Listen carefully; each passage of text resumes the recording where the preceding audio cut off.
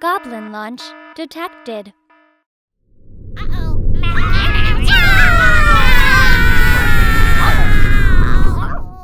This video is sponsored by Cool Stuff Inc. If you're looking for cards in the US, look no further as you can use the promo code MTGMUDSTA to get you 5% off anything on the site. Or if you're in Canada like me, you can use the same promo code at Multizone to get 10% off your orders of singles. If cards aren't what you're looking for, Original Magic Art has playmats, tokens, and sweet art that you can use that same promo code to help you get 5% off your order there. If you're looking to bling out your cards, using Alter Sleeves is a great way to do so, and you can click the affiliate link in my About section to help out the channel as you make an order. And if you just want to help out the channel, you can always consider becoming a patron for as little as $1 a month and join the generic Goblin Gang. This video is also brought to you by the upcoming Kickstarter for Cube-A-Majig Series 2. Cube-A-Majigs are reusable booster packs for Magic the Gathering, Cube, and trading card games. Series 2 upgrades to the previous line, including cleaner seams that prevent packs from bulging, they're pre-made, and they have 30 pieces of gorgeous custom art, made by some of our favorite Magic artists. Be sure to check out the link below for more information. Hey gang, and welcome back. Today's game is another patron special, with Brandon playing his Alena/Halana deck, and he keeps an Omnath, Locus of Rage, Rhythm of the Wild, Reclamation Sage, Stomping Ground, Cinder Glade, Rootbound Crag, and a Mountain. His husband Matthew is playing Jace, Friend's Prodigy, keeping Teferi's Ageless Insight, 3 Islands, Confounding Conundrum, Walking Atlas, and Liquid Metal Torque. I am rocking Ramos again, keeping a Pouncing Shore Shark, Dovin's Veto, Drowned Catacomb, Forest, Breeding Pool, and a Sultai Charm. Skylar is playing the original Athreos, keeping a Demon's Disciple, Elixir of Immortality, High Priest of Penance, Whip of Erebos, Cleric of Life's Bond, a Plains, and a Witch's Cottage. I win the die roll and start us off. I play a tap Breeding Pool, passing.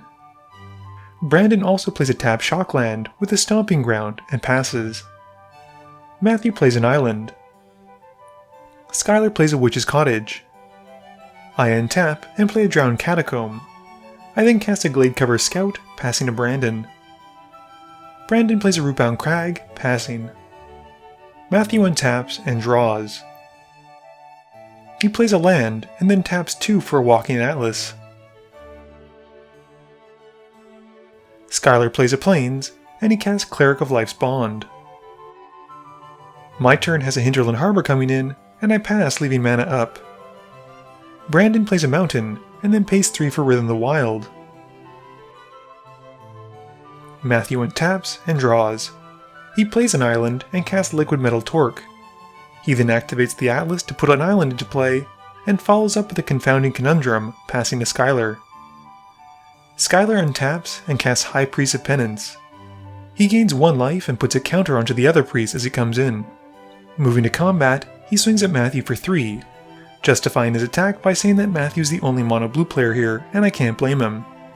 Skylar then passes to me, and at the end of turn, I cast Sultai Charm. I pick the mode to have me draw 2 and then discard a card. I play a Prairie Stream which comes in tapped and pass. Brandon plays a Bonder's Enclave and casts a Sylvan Tutor. He goes to find Xenagos, God of Revel, and puts it on top, and then pays 3 mana for a Reclamation Sage. It comes in, blowing up the Confounding Conundrum. He has Rhythm of the Wild put a +1/+1 counter onto the Sage, and he then passes turn. Matthew untaps and plays an island. He taps the Walking Atlas to put Temple of the False God into play, and then casts his commander, Jace, Friend's Prodigy. He follows up with Teferi's Ageless Insight, and passes to Skylar.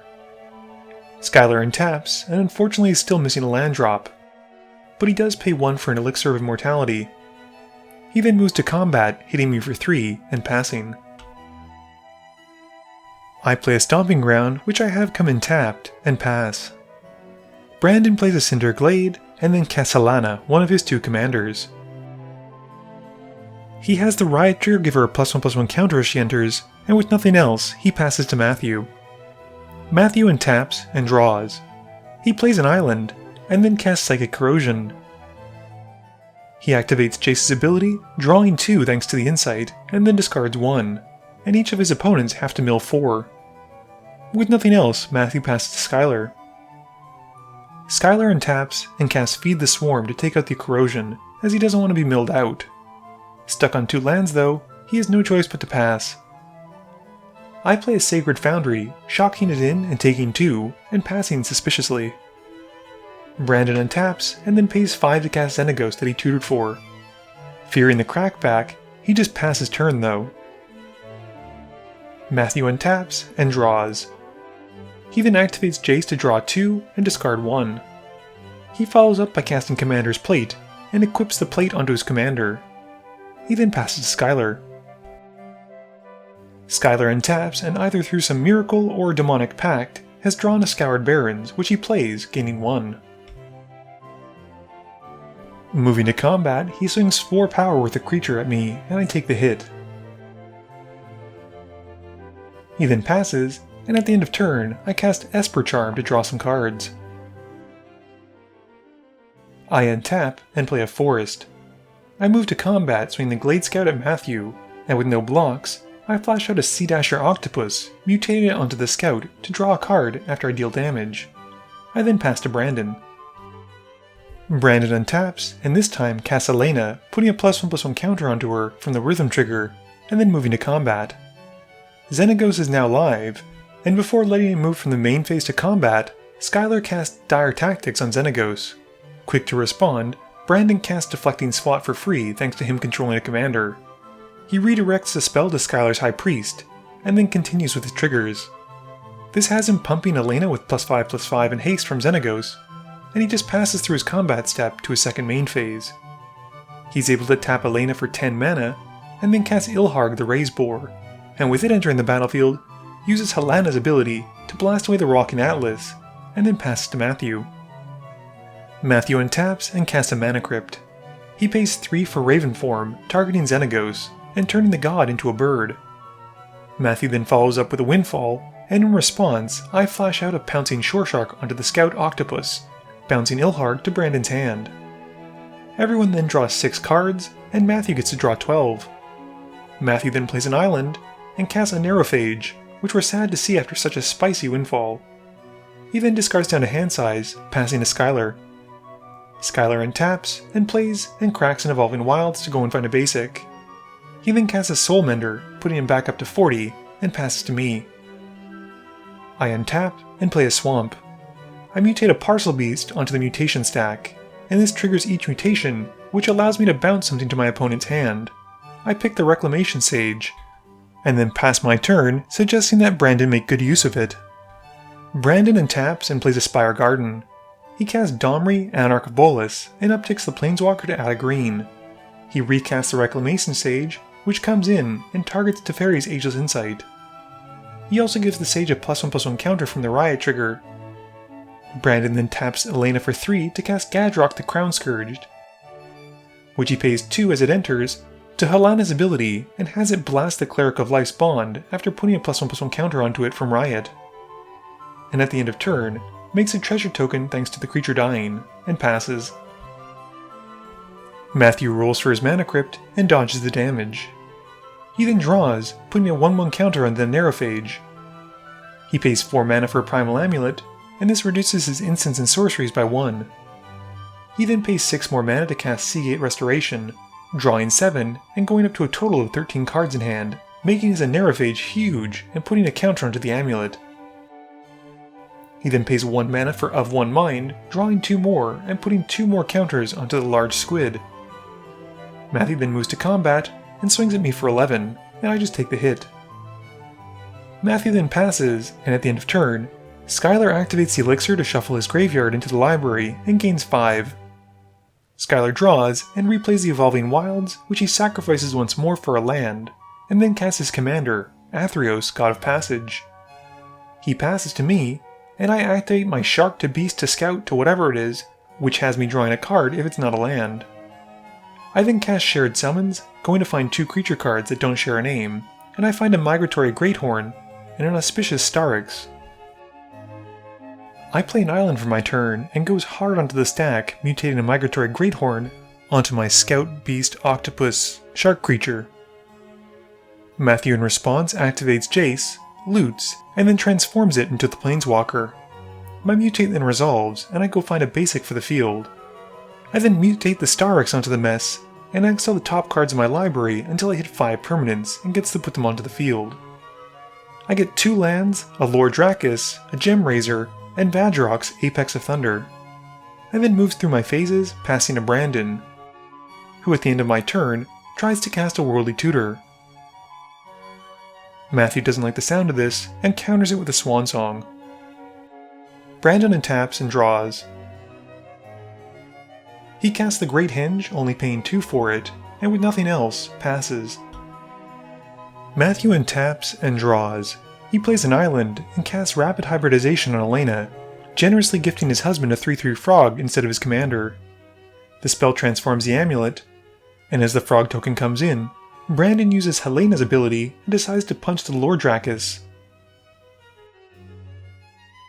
Matthew then casts a Cyclonic Rift, which gets copied. In response, I activate the Parcel Beast and ends up drawing the top card, while Brandon activates his Henge, gaining 2 life. The Rift then resolves, and Matthew follows up with Teferi, Master of Time. He upticks the Walker to loot, putting the Squid up to 13 +1/+1 counters, and swings 14 points of damage at Brandon. After combat, Matthew then just upticks Jace and passes turn. Skylar untaps and taps out for Sign of the Swarm. He then plays an Idyllic Range and passes as Matthew upticks Teferi again. I untap and play a Swamp. I cast my commander, Ramos, finally, and then mutate Vadrok onto Ramos, putting 3 +1/+1 counters onto my commander, and then get to cast a 3 mana or less spell from my graveyard without paying the cost. I cast an Esper Charm from my yard, drawing 2 and putting 3 more counters onto the dragon.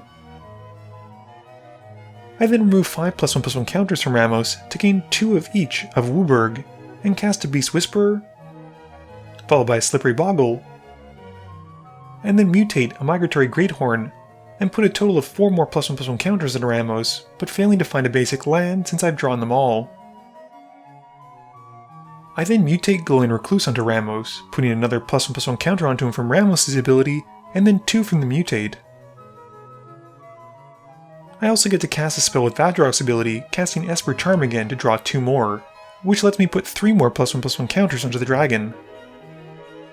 I then move through my phases though, and discard down to hand size since I can't do anything else, and Matthew upticks Teferi again. Brandon untaps, and draws, and pays 3 to recast Rhythm of the Wild. He then recasts Halana, who comes in with a +1/+1 counter. With nothing else, he passes to Matthew, who at the end of turn, upticks Teferi.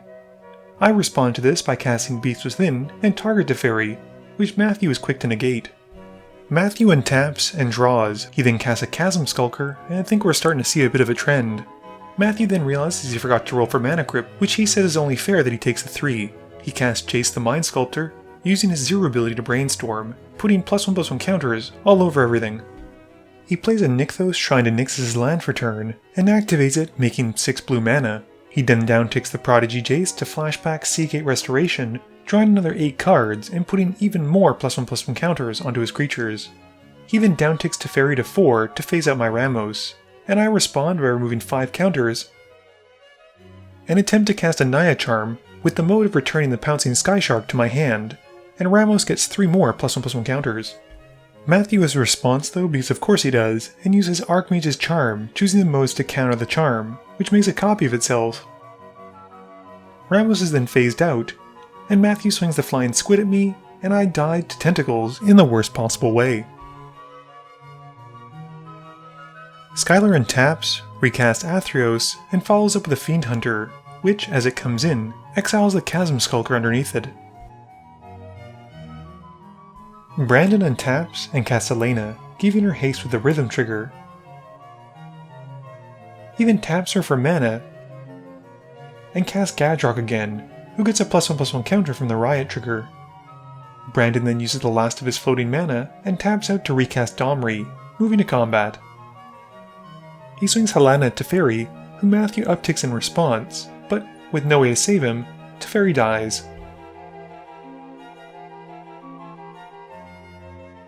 Brandon then moves to his second main phase, upticking Domri to make 1 red and casts Vandal Blast to blow up Commander's plate. Matthew untaps and rolls for the crypt. He loses, taking 3, and then draws, and that squid gets ever so larger. He casts a Soul Ring, and then taps using a Primal Wellspring to cast a copied Blue Sun Zenith, drawing 12 cards, and then shuffling the Blue Sun Zenith back into his library. We then see Jace, Wielder of Mysteries, and we see even more of a theme coming through now. Matthew upticks his new Jace to mill himself and draw a card. And I have to admire the now 40/40 flying squid. Matthew next casts Mind's Desire with a storm count of 3. He shuffles his library and reveals Scourge of Fleets, which comes in and basically bounces all of his opponent's creatures. He shuffles again and reveals Toothy, Imaginary Friend this time. He shuffles a third time and hits an island. The last Mind's Desire gets him a Thought Vessel, and he now has no maximum hand size, either twice or 3 times at this point. Moving to combat, he swings the squid at Brandon, taking him out. He then uses Jace the Mind Sculptor to brainstorm post-combat, and passes turn. Skylar untaps, and pays 2 mana for our Animillary Sphere. He sacrifices it to find some basic lands to put to hand, and plays a Swamp, and recasts the Fiend Hunter. It comes in, and it exiles the Anerophage. Matthew untaps, and wins the roll for Mana Crypt. He casts Mystical Tutor to go and find Blue Sun Zenith again, and puts it on top. He then draws it with Brainstorm Jace, and he casts a Mega Blue Sun Zenith to draw the rest of his library, and wins a game with Jace, Wielder of Mysteries' passive ability. Game review time, so I think I'm starting to get a better handle on the Ramos deck, and seeing more directions and more cuts that I want to make to help make the deck more refined. I would say my 2 favorite cards in the deck so far are probably Vadrock, which allows me to cast the charms from my graveyard every time I mutate, giving me even more counters onto Ramos, and the Glowstone Recluse, which gives +1/+1 counters, which feeds into Ramos' ability to make more mana. We laughed about it in the game, but unfortunately it seems like Skylar's decks are always camera shy. He seems to get stuck on lands consistently, and despite the fact that he did get some later in the game, he was just so far behind compared to everyone else. I'm never really surprised to see a Xenagos in a Gruul-colored deck, but in Brandon's case he did take me by surprise with how he used the trigger. Typically I see it used on something like Blightsteel Colossus, or Scourge of the Throne to get in crazy amounts of damage, but in this case it was used to pump his commander, to allow him to tap her for a ton of mana, which was really cool to see. I think Matthew's MVP for this game was a Anerophage, which typically I don't see outside of draft content, which makes me happy to see since there's a lot of uncommons and common cards that don't get enough love. And honestly, I'd been aiming to try and take him out on that turn where I really went off with Ramos, but unfortunately I couldn't find Swiftfoot Boots or a way to give him haste to take him out, which, as we saw, led to my downfall. This video wouldn't be possible without the help from my sponsors, Cool Stuff Inc., Multizone, Original Magic Art, and Alter Sleeves. But it definitely wouldn't be possible without the help from you, the viewers, and my patrons. So I just want to say thank you for watching, and to remember, friends are just opponents you haven't eliminated yet.